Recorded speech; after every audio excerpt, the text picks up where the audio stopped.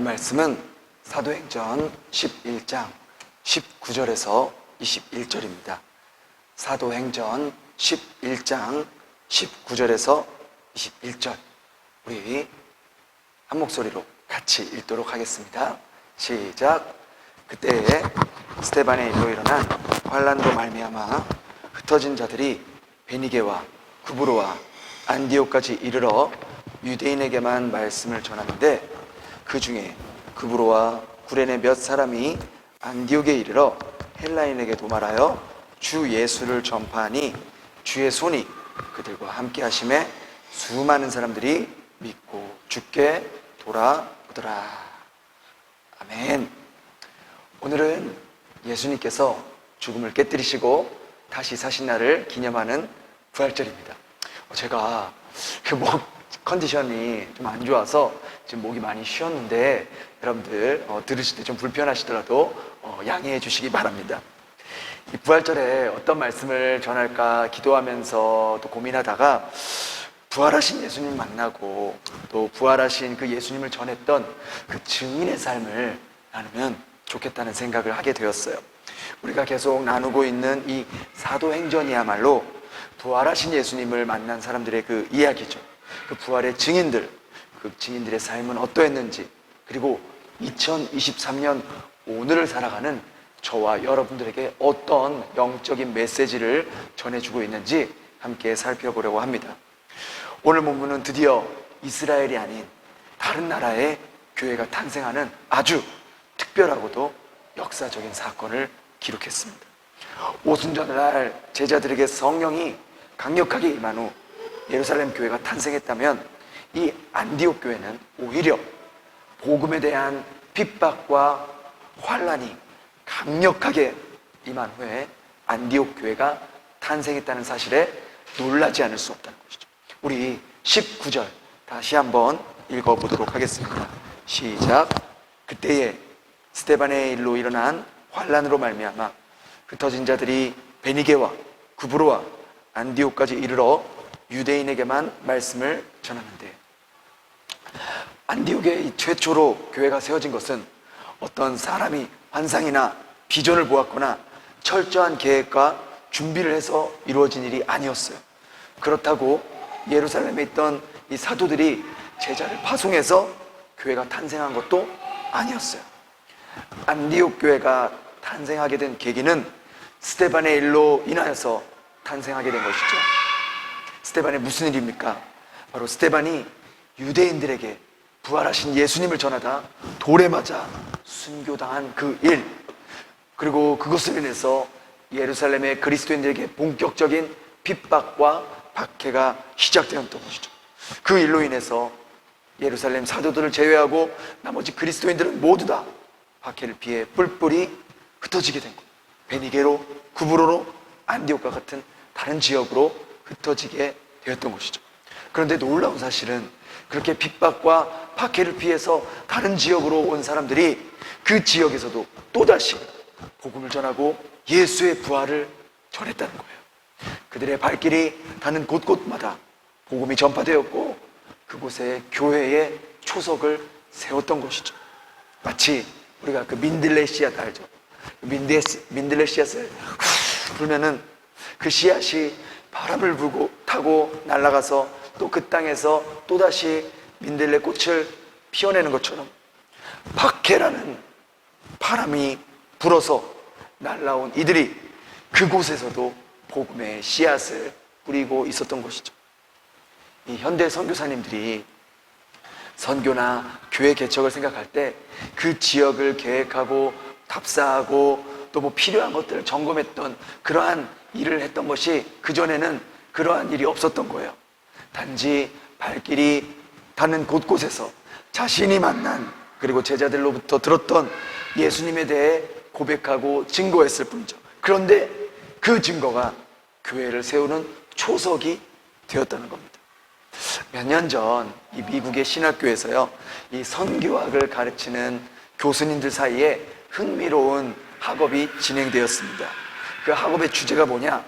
어떻게 이 한국이라는 이 작은 나라가 세계 선교에 앞장설 수 있게 되었는가? 20세기 중반 세계 선교를 이끌었던 이 영국이 쇠퇴를 거듭하면서 그 뒤를 이어 이제 미국이 어느 나라도 따라올 수 없는 선교 강대국이 되었어요. 미국의 선교사가 안 들어가는 곳이 없을 정도였죠. 그런데 21세기로 들어오면서 미국이 그 선교의 주도권을 빼앗깁니다. 그런데 그 선교의 주도권을 빼앗은 나라가 유럽이나 선진국 나라가 아니라 바로 전 세계에 유일하게 남아있는 분단 국가, 바로 조그마한 나라 대한민국이 그 21세기의 선교의 주도권을 쥐게 됩니다. 공식적인 통계로 의하면은 한국은 2005년부터 실질적으로 세계 선교의 주요 국가로 올라서게 되었습니다. 한국선교원 연구원에 발표한 결과에 따르면요, 2022년 한국인 선교사는요 세계 169개국에 나가 있고요, 장기 선교사는 22,204명, 단기 선교사는 482명이 활동하는 것으로 집계되었어요. 대륙별로 보면 아시아의 48%, 아프리카의 17%, 중동의 12% 순으로 나가 있는 걸로 집계되었습니다. 저도 준비하면서 알게 되었는데 이 중동 국가에 선교사가 나가 있는 나라가 3위라는 것에 굉장히 놀랐어요. 그래서 이 미국 선교학 교수들이 한국 선교의 선교를 연구한 후에 한국적 선교 방법이라는 보고서를 냈습니다. 그런데 그 보고서에 의하면 한국적 선교 방법은 첫 번째, 무모할 정도로의 돌파력, 두 번째, 무계획성이라고 결론을 내렸습니다. 이 무모할 정도의 돌파력과 무계획성, 바로 여기에 뭔가 비밀이 있지 않냐라는 결론을 내렸다고 합니다. 이 서구의 선교 방식은요, 대부분 철저한 현장 조사와 분석, 또 치밀한 계획 등 이 준비 과정을 통해서 일을 시작합니다. 그렇게 선교를 위해서 계획하고 분석하다 보면 어느새 한국 선교사들은 이미 그 지역에 들어와 선교 활동을 하고 있고, 또 자기들은 어떻게 하면 교회를 세울 수 있을까 계획하는 동안 이미 한국 교회가 세워져 한두 명 모여 예배를 드리고 있다고 합니다. 이 방법이 되게 황당해 보이고 무모해 보이잖아요. 근데 저는 이게 되겠구나, 이것이 가능하겠구나라는 것을 직접 눈으로 경험하게 되었어요. 여러 경험들이 있지만 가장 최근에 겪었던 경험은 바로 이번 사우디 갔을 때, 사실 저희가 사우디 가기 전에 그곳에 한인교회를 개척할 수 있을까 염려가 많았어요. 이론적으로 보면 사우디는 현재 한인교회를 세울 수 있는 여건이 안 되는 곳이에요. 교회 개척학을 전공하시고 또 그 분야에 책까지 내신 김송식 목사님도 함께 가셨는데, 여기는 한인교회를 세우기가 어렵습니다 라고 판단하셨어요. 그 이유는 교회 개척을 할 때 통계적으로 보면 그 지역의 인구 1000명당 교회가 하나 있는 것이 정상적이라고 합니다. 교회에 나오는 성도의 수가 평균적으로 전체 인구의 10% 안팎이라고 해요. 그런 통계로 보았을 때 이 사우디 수도 리야드에는요 현재 한인이 약 900명 정도밖에 없어요. 그런데 그곳에 이미 벌써 한인교회가 3군데나 있는 거예요. 1000명당 1개가 평균적인데 이미 평균 이상인 것이죠. 그리고 교회를 출석하는 인원도 세 교회 다 합치면 벌써 100에서 120명 정도 되는 거예요. 그럼 이론적으로 보았을 때 더 이상 교회를 나올 사람은 없다라고 판단이 서는 거예요. 그러니 이론적으로 보면 그곳에 교회를 세우면 오래 버티지 못한다는 결론이 나오는 거예요. 이론적으로만 보면 그래요. 근데 직접 그곳에 도착해서 그곳 한인 목사님들과 선교사님들, 또 그곳에 사역하시는 분들의 이야기를 듣게 되면 정말 놀라운 이야기들을 많이 듣게 되었어요. 특별히 저희가 계획에 없었던, 일정이 없었던 그곳 사우디 중앙교회를 방문하게 되었는데요, 방문하게 된 것도 굉장히 신기하게 방문했습니다. 저희 일정 가운데 하루는 그곳 목사님들과 선교사님들을 초대해서 같이 식사하면서 현지 사정을 듣는 그러한 시간이 있었어요. 그래서 한인교회를 담당하시는 분들과 식사를 하면서 이런저런 이야기를 하다가 그 중앙교회 대표로 참석하신 안수 집사님과 권사님 부부가 저희들에게 이렇게 말씀하시는 거예요. 저희 교회는 지금 한 20명 정도 모이고 있는데 몇 년째 목회자가 없어서 신실한 목회자가 오길 기도하고 있어요. 그동안 저희가 영상 예배나 구역 예배처럼 그렇게 예배를 드리고 지키고 있습니다 라고 말씀하시는 거예요. 그러면서 저희가 거의 식사가 끝날 무렵 그 중앙교회 안수 집사님이 대뜸 저에게 이렇게 말하는 거예요. 저희 교회를 한번 같이 가보시지 않으시겠어요? 그래서 저도 속으로 이거 뭐지? 하면서도 저희 그 짧은 일정 가운데 다른 한인교회 모습도 볼 수 있을 것 같아서 예, 좋습니다 하고 함께 가보자고 승낙을 했습니다. 그런데 그 중앙교회를 가봤는데 와, 그 교회를 보고 정말 놀랐어요. 이 안수 집사님과 권사님 부부가 그 교회를 섬긴 지 17년이나 되었고 한 장소에서 예배를 드렸는데 예배당이 너무나도 아름답게 지어지고 또 유지가 되고 있는 거예요. 그래서 와, 얼마나 이분들이 이 교회를 사랑하시고 지키셨는지 그 마음이 느껴지는 거예요. 그렇게 담임 목사님과 저희 팀이 함께 그곳에서 잠깐이나마 예배도 드리고 또 여러 가지 교회의 어려움들을 나누고 그분들의 기도 제목대로 신실한 목회자가 오셔서 예배를 인도하고 양들을 돌볼 수 있기를 저희도 함께 간절히 기도하고 또 서로 연락처를 받으면서 함께 그렇게 헤어졌어요. 아니, 그분들이 우리가 누구인 줄 알고 처음 보자마자 자기 교회로 와보시면 어떻겠냐고 요청을 할 수 있겠어요. 우리가 이상한 사람이 아닌지 또 증명이 안 되잖아요. 그쪽 입장에서는 우리가 어떤 사람들인지 검증되지 않았잖아요. 그런데도 그렇게 흔쾌히 저희를 자기 교회로 이렇게 오라고 한 것이 놀라웠어요. 이런 일을 겪으면서 야, 하나님께서 이렇게도 역사하시는구나. 우리가 흔히 교회 개척이라고 하면 그 지역도 다 알아보고 렌트 시세 알아보고 생활비 알아보고 비자 알아보고 애들 학비 알아보고 다 조사해서 할 수 있겠다 판단이 되면은 계산해봐서 되면 시작을 해보고 안 되겠다 하면 접잖아요. 근데 여기는 모든 게 다 셋업이 되어 있는 거예요. 예배당도 셋업되어 있어요. 사택도 있어요. 심지어 성도들까지 있어요. 뭐만 없어요? 목회자만 없는 거예요. 목회자만 가면 교회를 바로 시작할 수가 있는 거예요. 물론 우리 교회에서 그곳에 목회자가 보내질지 아닐지는 하나님께서 결정하시겠지만 우리 베델교회가 아니더라도 그곳엔 지금 목회자가 지금 당장이라도 필요한 상황이에요. 이론적으로 따지면 통계와 수치로 따지면 그곳에는 교회를 개척할 수 없는 곳이에요. 근데 실제로 그 땅을 밟고 가보고 눈으로 확인해 보니까 그곳의 상황을 귀로 직접 들으니까 우리가 생각지도 못한 일들을 발견하게 된다는 거예요. 한국 사람들의 특징이 뭐예요? 뭐든지 하면 빨리빨리 하잖아요. 생각하고 고민하고 계획하고 분석하기 전에 먼저 손과 발이 가 있는 민족이 한국 민족이라고. 무슨 일이 일어날지 모르지만 일단 가는 거예요.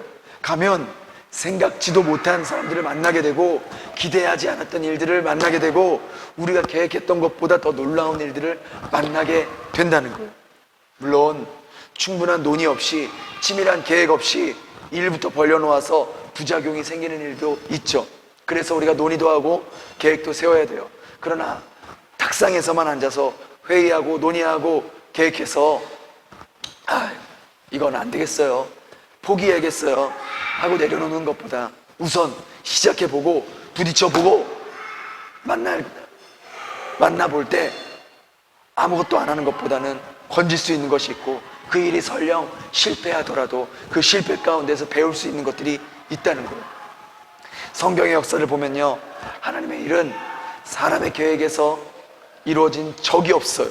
한번 보세요. 성경을 전부 다 하나님의 강권적인 주도하신 그 역사예요. 안디옥 교회, 누가 환난과 핍박을 통해서 교회가 세워질 거라 상상이나 했겠습니까? 바로 그 핍박을 통해서 하나님은 베니게와 구브로와 안디옥의 교회를 세우셨던 거예요. 사도행전에 중요한 교회가 이 두 교회가 나오는데요. 첫 번째는 우리가 잘 알고 있는 성령의 인도로 성령 강림으로 세워진 초대교회. 이것은 교회의 정말 본질의 모습인 거예요. 교회의 모습의 모델로 꼽으라면 우리가 항상 초대교회의 모습을 꼽잖아요. 그리고 두 번째 중요한 교회가 있는데 바로 그 교회가 안디옥 교회예요. 이 안디옥 교회는 핍박과 박해를 통해서 세워진 교회예요.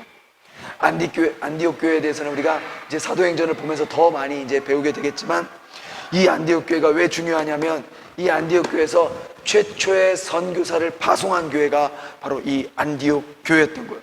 그래서 초대교회, 이 안디옥 교회는 이 초대교회 역사상 가장 중요한 두 기둥의 역할을 하고 있는 겁니다. 근데 이 안디옥 교회가 굉장히 중요한데, 이 안디옥이라는 도시가 굉장히 사실 교회가 세워지기 어려운 도시예요. 왜냐하면 지도를 보시면 아시겠지만 이제 터키, 튀르키라고 하죠. 터키의 도시였는데, 예전에는 이 터키와 국경을 맞닿고 있는 이 시리아의 행정 도시였어요. 근데 이 안디옥이 자유로운 도시로 유명했거든요. 안디옥은 바다와도 가깝고 또 국경 근처에 있는 땅이라서 여러 민족들이 모여 살다 보니까 일종의 국제 도시로 발전되었던 거예요. 그러니까 그곳에는요, 이방 문화들로 꽉 차 있었고요, 우상 신전들이 곳곳에 있었어요. 그러다 보니까 성적으로도 아주 타락했던 도시가 바로 이 안디옥이었던 거예요. 바로 이런 곳에 핍박을 피해 안디옥까지 온 유대인들이 자기들 동족이 살고 있는 그 마을로 가서 그곳 회당에서 예수가 구원자이다, 예수가 구약의 선지자들이 예언했던 그 메시아다, 그리스도다, 십자가에 죽었지만 다시 부활했다 라고 복음을 전할 수 있었던 거예요. 그렇게 유대인들에게만 복음을 전했던 그들이 유대인에게만 복음을 그치지 않고 또 누구에게 복음을 전했다 그래요? 20절 한번 같이 읽어볼까요? 시작. 그 중에 구브로와 구레네 몇 사람이 안디옥에 이르러 헬라인에게도 말하여 주 예수를 전파하니. 자 보세요. 19절 처음에는 이 스데반의 순교로 핍박으로 박해로 피해서 흩어진 유대인들이 베니게, 구브로, 안디옥 이렇게 유대인들에게만 복음을 전했어요. 그러자 그곳에서 복음을 들은, 그래서 성령을 감동을 받은 예수를 믿게 된 몇몇 구브로와 구레네 사람들이 이제 안디옥까지 와서 누구에게 복음을 전했대요? 헬라인에게 복음을 전했다는 거예요. 여러분, 이게 그냥 문자로 보니까 실감이 안 나죠? 지도 다시 한번 보세요. 지금 굉장한 복음의 파장이 일어난 거예요. 민들레 씨앗이 바람을 타고 흩어지듯이 복음이 성령의 바람을 타고 구레네, 구브로, 안디옥까지 전해지고 있는 거예요. 근데 여기서 주목해야 할 부분은 유대인에게만 전했던 이 복음이 이제는 헬라인에게까지 복음이 전해졌던 거예요. 이방에게까지. 근데 이게 얼마나 힘든 일인 줄 아세요? 유대인이 같은 유대인에게 예수가 구원자다, 구약의 선지자가 예언했던 그 사람이다 라고 말하는 건 쉬울 수 있어요. 왜? 유대인들은 계속해서 메시아가 오기만을 간절히 기다렸고 또 구약의 선지자들의 예언이 예수님의 삶과 정확하게 일치되었기 때문에 예언의 성취가 이루어진 것을 믿고 있었어요. 그런데 이 헬라인들은요, 유대교에 대한 상식이 전혀 없었어요. 그들이 생각하는 유대교는 그저 수천, 수만 가지의 종교의 하나이고 예수 역시 수많은 신들 중에 하나일 뿐이었어요. 그런데 그런 사람들에게 예수가 구원자이자 예수가 구원자다, 예수가 메시아다라고 증거하는 건 여간 어려운 일이 아니었던 것이죠. 우리가 오늘날 같은 한국 사람에게도 복음을 전하는 것이 힘들잖아요. 그런데 이 베트남에서 베트남 사람들에게 복음을 전하는 게 얼마나 어렵습니까? 언어도 제대로 안 통하잖아요. 언어가 통한다 그래도 문화가 다르잖아요. 이 베트남 민족은 어렸을 때부터 유교 사상과 불교 사상이 혼합돼 있어서 예수라는 새로운 이 신을 받아들이기가 굉장히 힘든 곳이라는 거죠. 심지어 호치민에 살고 있는 사람들도 예수님을 모르는 사람들이 많다니까요. 이번 주 화요일이었어요. 저희가 오전에 중보기도 모임이 있었는데 그때 마침 우리 교회 청소를 도와주시는 분이 교회에 오셨어요. 그분이 저희들의 모습과 그 전부터 예배드리는 모습을 잠깐 보셨나 봐요. 그러면서 저희 아내에게 너희들이 믿는 신이 어떤 신이냐? 그렇게 묻자 우리 아내가 우리 예수님 믿어. 예수님이 누군데? 예수님 몰라? 몰라. 그러자 저희 아내가 잠깐이지만 그 도와주시는 분에게 예수에 대해서 전하고 복음에 대해서 전했어요. 관심을 가지더라고요. 그리고 그 이야기를 저희 아내가 저에게 해주었어요.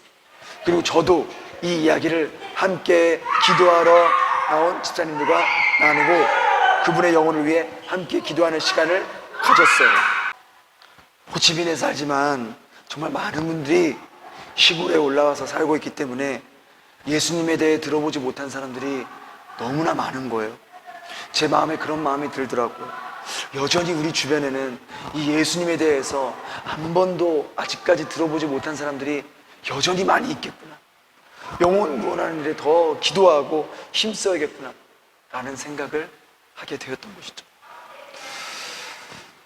교회 청소하러 왔다가 복음 듣고 예수 믿고 천국 갈 수 있다면 그것보다 더 인생 역전이 있을까요? 그렇잖아요. 여러분이 보여주는 따뜻한 말 한마디, 인사 한마디가 그분의 마음을 열 수 있을 수도 있어요. 정말 하나님께서는요, 우리를 통해서 베트남 영혼이든 한국 사람 영혼이든 한 영혼이라도 더 주님께 돌아올 수 있기를 우리 주님은 간절히 바라고 계신다는 거예요. 구브로와 구레네에서 온 사람들이 헬라인에게도 복음을 전할 때 어려운 일이 분명히 있었을 거예요. 세상 철학과 잡다한 신을 섬기던 그 헬라인들에게 예수만이 길이요 진리요 생명이다, 예수 이름만이 구원의 이름이다 라고 말하는 것은 결코 쉬운 일이 아니라는 것이죠. 그럼에도 불구하고 이들은 성령의 인도하심을 따라 계속해서 끊임없이 다시 사신 부활하신 예수님을 증거하는 삶을 살았던 거예요. 바로 이 사람들이 안디옥 교회의 개척자들이고 안디옥 교회의 초석이 될 수 있었던 것이죠. 그런데 이렇게 귀한 사역과 복음을 증거한 사람들, 이런 사람들이 성경에는요 그 이름조차 기록되지 않았다는 것이, 어떤 면에서 가장 큰 상을 받아야 할 이 사람들인데 이렇게 무명으로 기록한 이유는 무엇일까요? 그것은 교회는, 생명의 역사는 사람의 역사가 아니라 하나님의 역사, 하나님 성령의 역사라는 것을 보여주고 있는 거예요.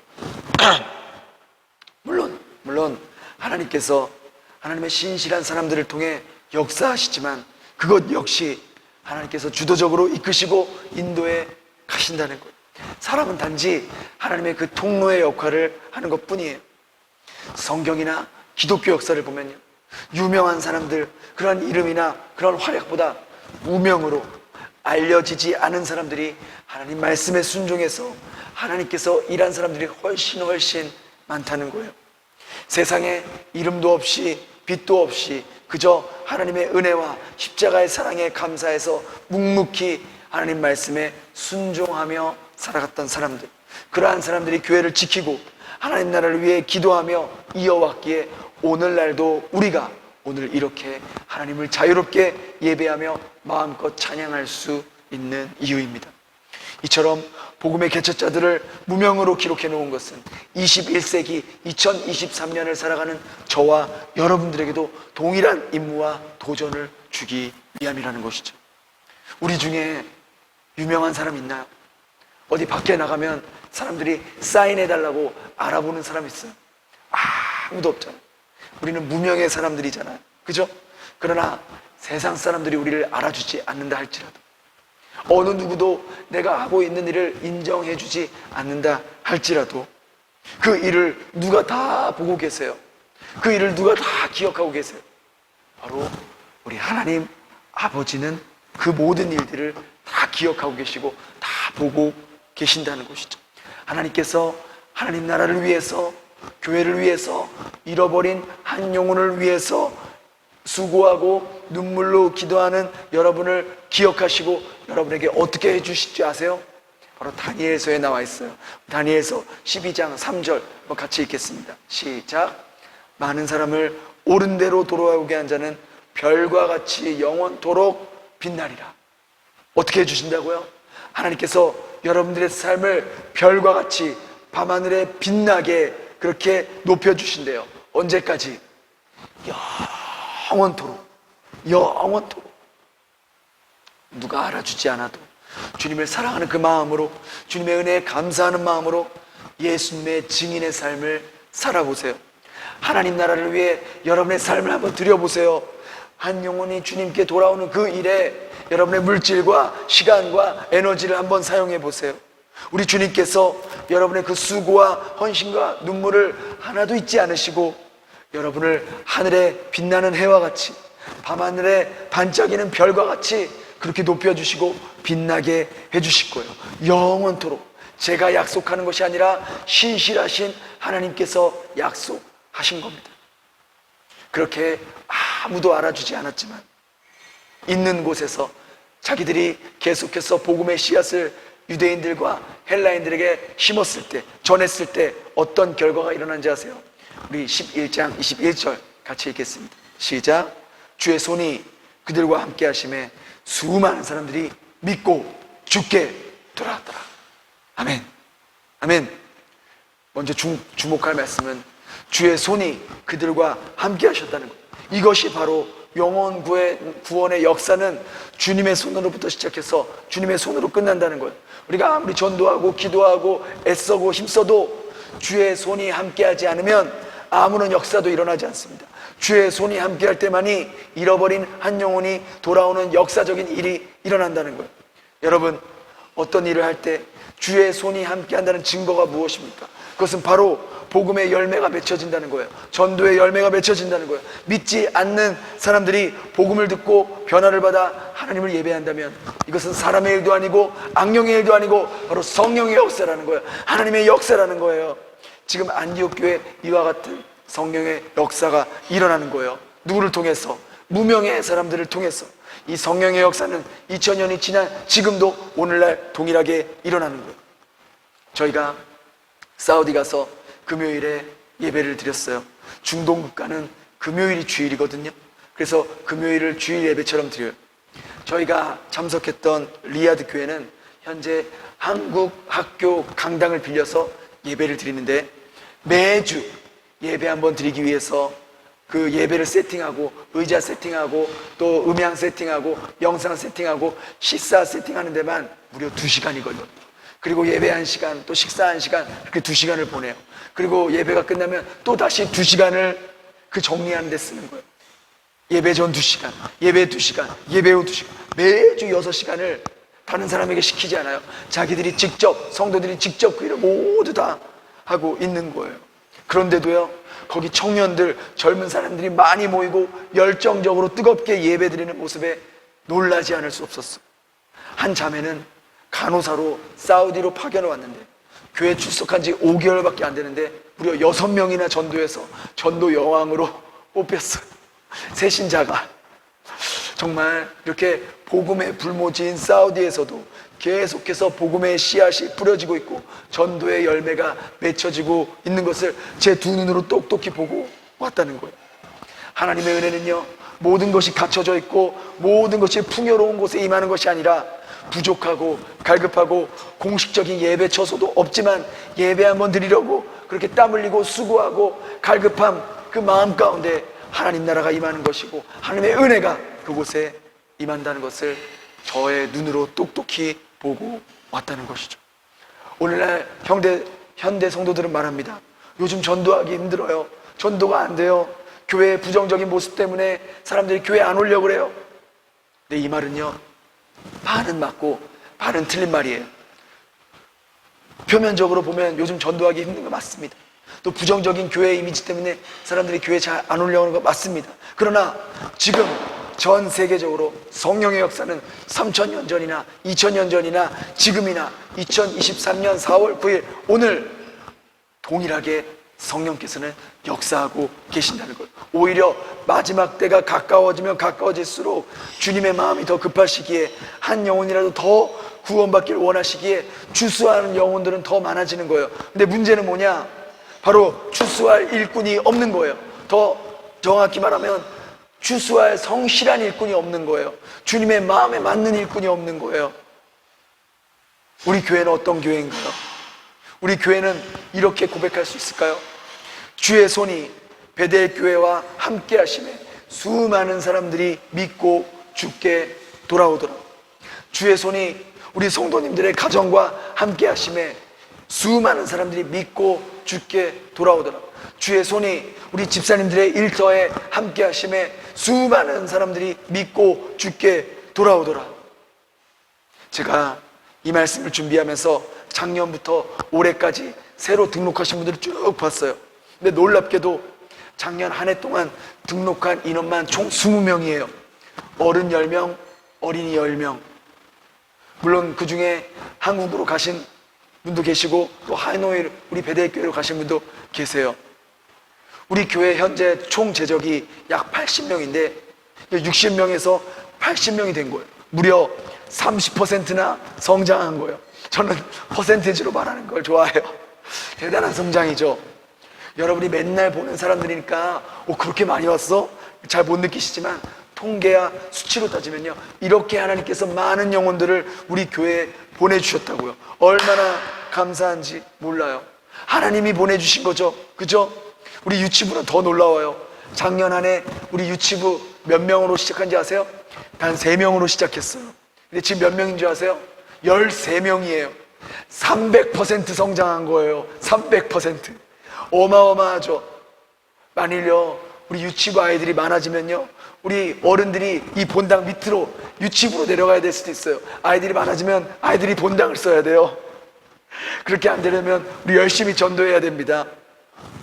오늘날도요, 주의 손이 우리 베델교회와 함께하고 있다니까요. 그러니까 이런 전도의 열매, 복음의 열매가 나타나는 거예요. 저는 확신해요.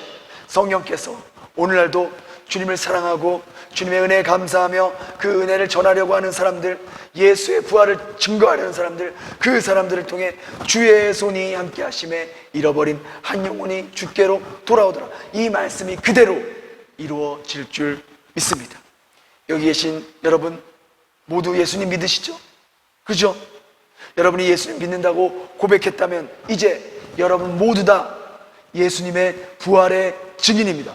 우리가 직접 눈으로 예수님의 부활을 보지는 못했지만 이 성경을 통해서 또 말씀을 통해서 또 성령께서 우리에게 역사하셔서 예수님의 죽으심과 부활하심이 믿어지게 하는 그 역사를 통해서 우리는 예수님의 부활의 증인이 된 거예요. 그렇게 증인이 되었다면 이제 우리가 어떻게 해야 되죠? 증인은 무엇을 합니까? 그렇죠, 증거를 해야죠. 내 삶의 자리에서, 일터에서, 직장에서 만나는 사람들 가운데 나와 연결되어 있는 사람들에게 내 삶의 모습으로, 내 입술로 증인의 역할을 하게 될 때 분명 주의 손이 여러분들과 함께 하심에 수많은 사람들이 믿고 주께로 돌아오는 역사가 여러분의 삶을 통해 일어날 줄 믿습니다. 그렇게 이 시대에 신사도행전을 써내려갈 수 있는 부활의 증인으로 살아갈 수 있는 저와 여러분 될 수 있기를 예수님 이름으로 축원합니다. 기도하겠습니다. 하나님 감사합니다. 저희들의 죄악을 용서하시고 영원한 생명을 주시기 위해 독생자 아들을 보내시고 그것도 모자라 십자가에 죽게 하시고 3일 만에 다시 부활하게 하신 하나님을 찬양합니다. 또한 이제 누구든지 하나님의 아들을 믿는 자마다 하나님의 자녀가 되게 하시고 저희들에게 부활의 소망을 주셔서 이 땅에서의 끝이 아니라 천국에서 영원한 부활의 몸으로 살아가게 하심을 감사드립니다. 이제 저희들도 오늘 본문에 나온 무명의 주인공들처럼 주님께서 보내신 이 베트남 땅에서 부활의 증인으로서 살아갈 수 있도록 도와주시옵소서. 주의 손이 저희들과 함께하며, 주의 손이 저희 가정과 함께하며, 주의 손이 저희 일터와 베델교회와 함께하심에 수많은 사람들이 믿고 주께 돌아오는 역사를 저희들의 삶의 현장에서 경험하게 하여 주시옵소서. 이제 이 안프의 예배 처소를 허락해 주셨사오니 저희들이 잃어버린 한 영혼을 위해 더욱더 기도하며 사랑의 헌신과 희생의 섬김을 흘려보낼 수 있는 주님의 증인으로 살아갈 수 있도록 인도하여 주시옵소서. 그렇게 저희 가운데 역사하실 것을 기대하오며 예수님 이름으로 기도했습니다. 아멘.